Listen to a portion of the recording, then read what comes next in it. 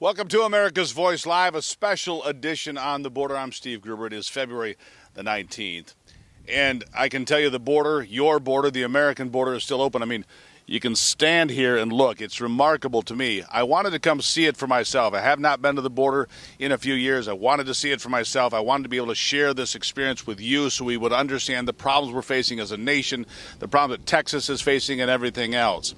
Also with me today, Oscar Blue Ramirez. He is on his way to the Darien Gap in Panama. Right now he's in Panama City, Florida. He's been along this border extensively. He understands the immigration issues we're facing, and he's joining me now. Oscar, good to have you here on the program. Good evening, Steve. Thank you so much for the invitation. Well, I really appreciate you being here. So in the while that I've been here, and you've been here near Mission, Texas, you know roughly where I'm standing. There's sections of wall, and then there's no wall. There's sections of wall and no wall.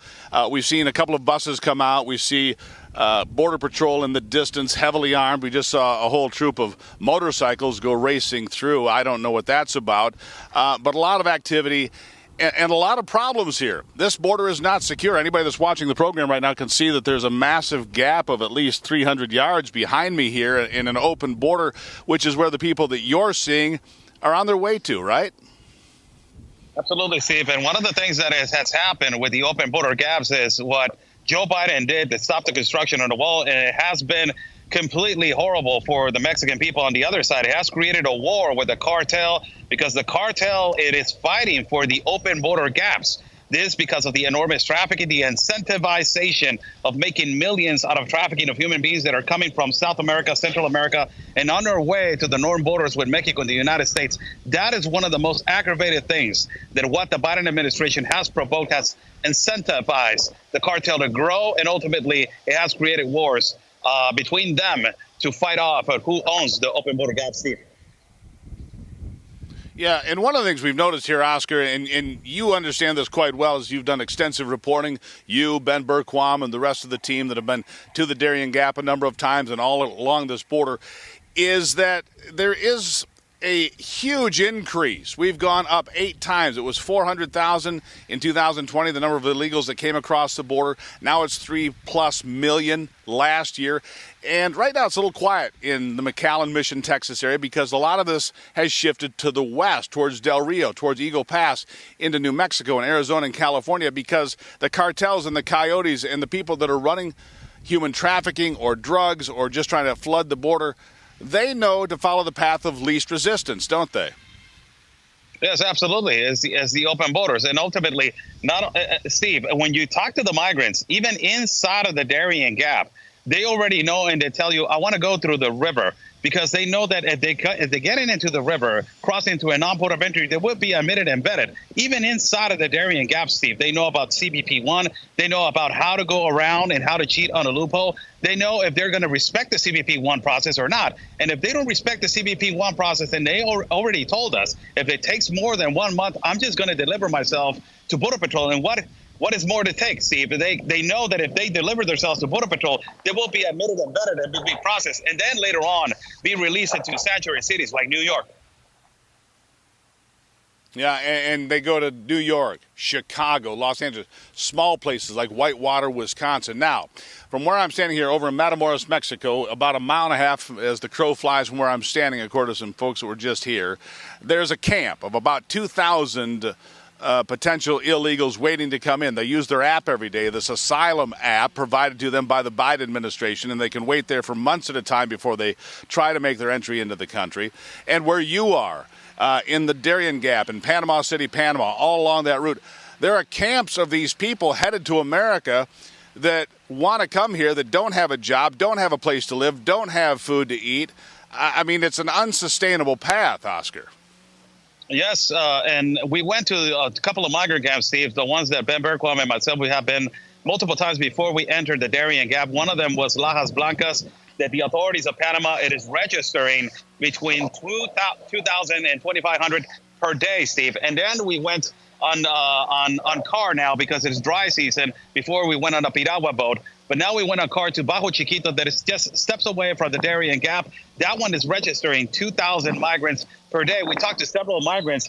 How much is the quantity of migrants coming down from the Colombian jungle? They're saying between 1,000 and 2,000 migrants they have come for just one particular route, Steve. So we're talking about there's 3 potential routes that they can come into the jungle. So, it's an exacerbated migration. It hasn't stopped. The message, it has not been sent. We talked to a lot of the migrants. They say that they thank President Biden, that they say that President Biden is the president of the migrants, is the president of the people, and that if they had the opportunity to vote, Steve, I asked this question, if you had the opportunity to vote between Biden and Trump, who would you vote? And the majority of them said Biden. Well, of course they would. He's opened the door for them. He's made it possible for them to come here, to get gifts like cell phones and gift cards and a bus ticket or a plane ticket anywhere in America, whether it's Chicago or New York or wherever they may end up. So here's the real question, Oscar, and I've had some mixed responses here in McAllen. McAllen, not too bad of a city. Pretty nice, actually. But I'm told it's hidden behind the scenes. They don't show you what's going on here at the border. They get them on the buses. They take them downtown to the bus station near the Catholic Charities. They drop them off. It's hidden in large part, and then they're dispersed across the country. But something has happened, obviously. We were at 400,000 illegals coming through for 12 years, 14 years, and all of a sudden it's 3.2 million. It's 8 times higher than it's been. This problem lays directly at the feet of Joe Biden, does it not? It is the number one, and it is the one that brought and he resigned the Global Compact on Migration, and that is the epicenter of the problem.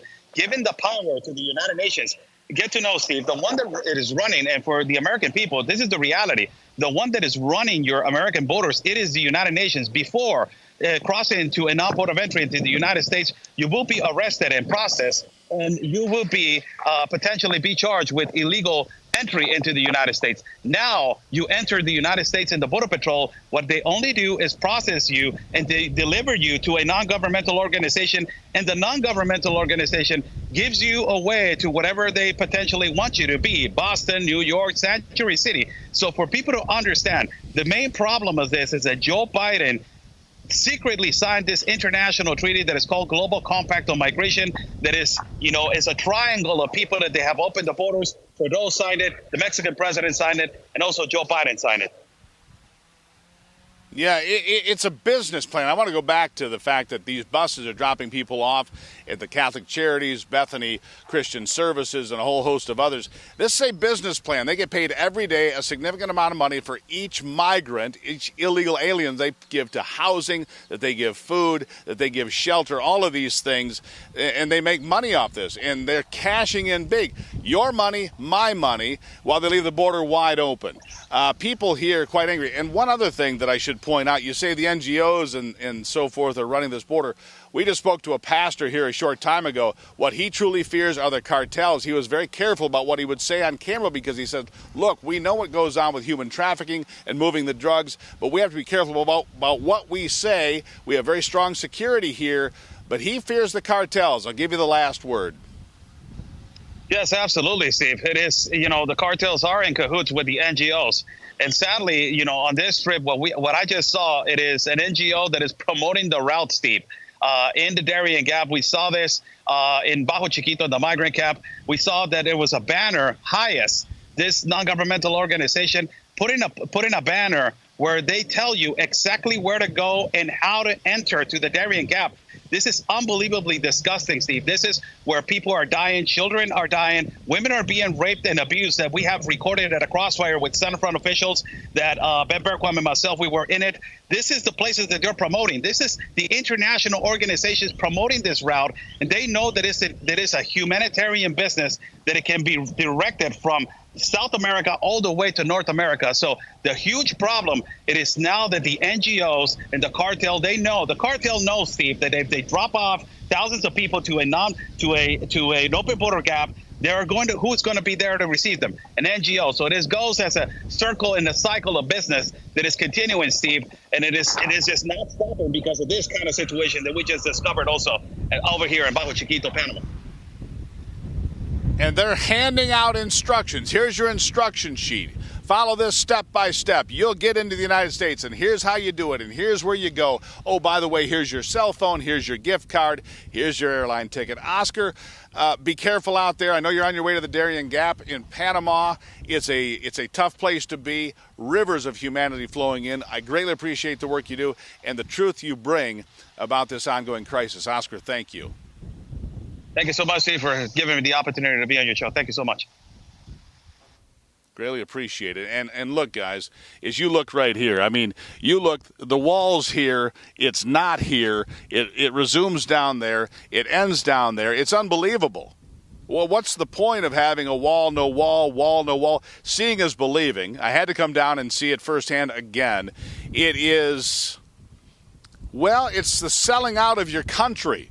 There's no reason we don't enforce the immigration laws we have now. Should there be immigration reform? Sure, we can talk about that. But we have to talk about enforcing the laws that are on the books right now to begin with. Now, when I come back, Lieutenant Colonel Alan West will join me. He is a Texas man. He has opinions about the border as well. This is America's Voice Live. I'll be right back.